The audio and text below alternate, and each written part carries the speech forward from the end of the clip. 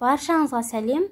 Қыздарға арналған сырға салу бұйымы сәукеле қобдишасын жасайтын боламын. Алдыменен бізге осындай қорап керек. Қораптың жасалу жолы видеоның астында сілтемеге тастап кеттім. Сол жерден кіріп қарасаңыз болады.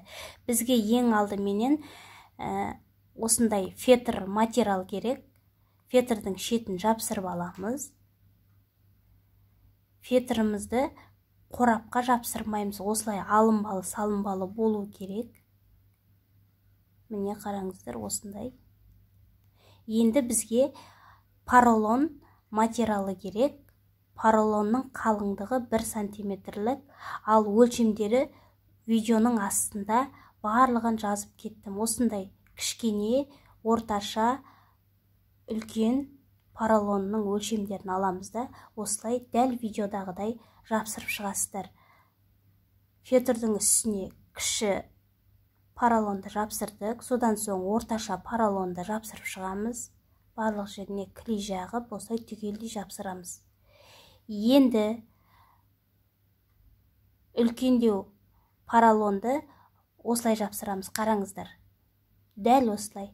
Міне, қыр жағына, поролонның қыр жағына клей жағамыз. Осылай фетрға жапсырамыз. Бұл біздің сырға салу бұйымымыз сәукеле қобдишасы, яғни томпайып, әдемі болып тұру үшін осылай жапсырамыз. Осы әдісті қолданыңыздар.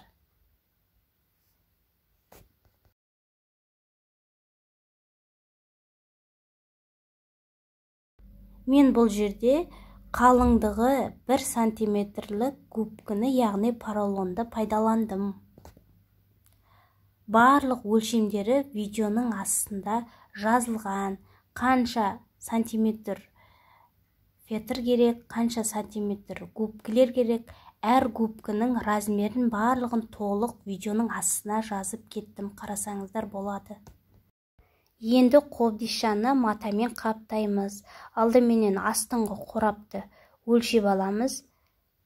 Міне түбінен артығымен алып, 2 сантиметрдей артығымен алып, ортан беліне шейін өлшейміз.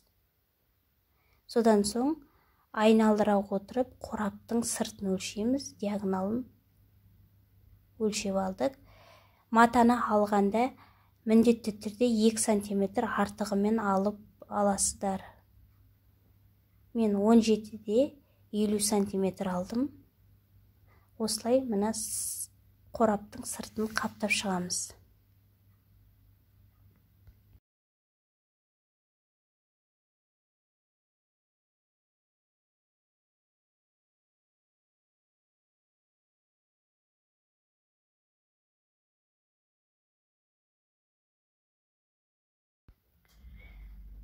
Енді поролон жапсырылған фетр дөңгелекше пішінді осылай өлшеп аламыз. 2 сантиметр алып тастаймыз.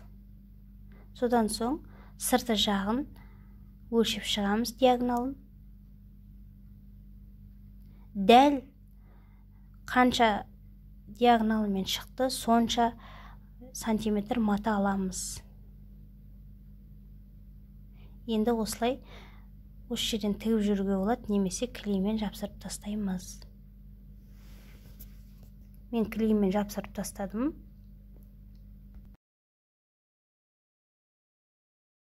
Енді қаптап аламыз. Міне, енді бізге ине жіп керек. Осылай, мына видеодағыдай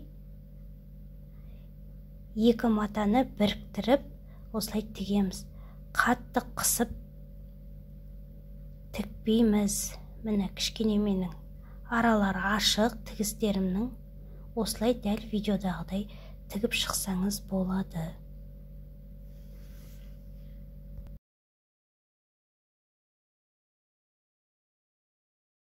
Енді осындай конус пішінді сәукеленің басын өлшеп аламыз. Сосын матаны қаптап шығамыз. Бұл жерде ешқандай да машинка керек емес. Барлығы клей арқылы осындай пистолетпен, ыстық клеймен жапсырылып жатыр.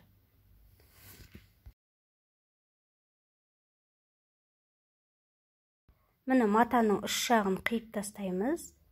Содан соң үкімізді кіргізіп, клей арқылы мұқияттап жабыстырып қоямыз. Енді қобдишаның қақпағын қаптаймыз матамен. Осылай диагоналын өлшеп аламыз, шеңбердің. Міндетті түрде 2 см артық алыңыздар. Іш жағынан да төбесіне шейін өлшеп шығамыз. Міне осындай матаны алдым. Енді барлығын клей арқылы жабыстырып шығамыз.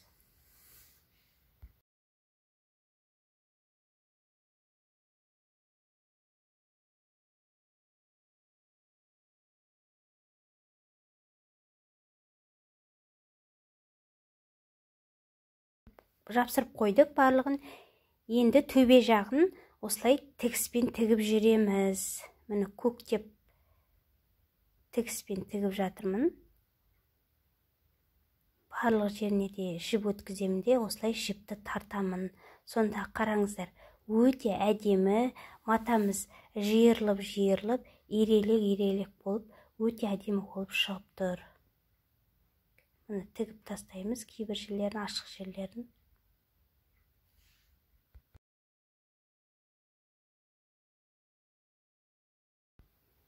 Міне дайын болды. Енді қақпақтың ішкі жағын қаптаймыз. Осылай өлшеп аламыз. Картон қағазды. Содан соң картон қағазды матамен қаптап, қақпақтың ішкі жағына жапсырып тастаймыз. Міне біздің сәукеле қобдишасының қақпағы дайын болды. Енді қораптың астыңғы жағын осылай матамен қаптаймыз. Міне ортан беліне шейін жапсырдық.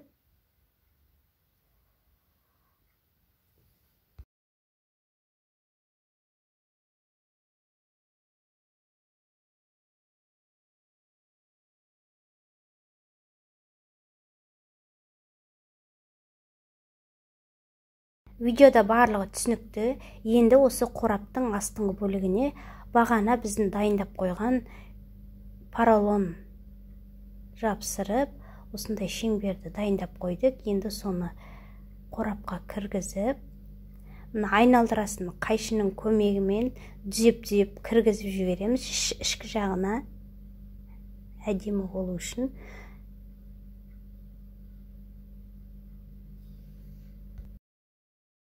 Мінекей қараңыздар, қорабымыз дайын болу жақын. Енді осы конусымызды қақпағымызға жапсырып жүреміз мұқият. Енді осы қобдишаны әдемілейтін боламыз. Бізге қажетті заттар осындай айналдырасына жапсыруға тесмалар керек. Өрілген тесма бар. Неше түрлі тесмаларды қолдансаңыз болады. Ою керек болады. Мынандай етіп конусты өлшеп аламыз. 10 сантиметрлей бізге осы жерге ою керек. Мен оюды өзім қолдан ойып жасаймын. Немесе өздеріңіз дайын оюды қолдансаңыз болады. Өзіңіз жасап алып, дайындаған ою әлде қайда жақсы. Экономный, бюджетный вариант. Міне мен осындай материалды қолданып, бұл кожа материал, өзім оюды осылай қолдан ойып, сәукеле қобдишасына жапсырып шығамын.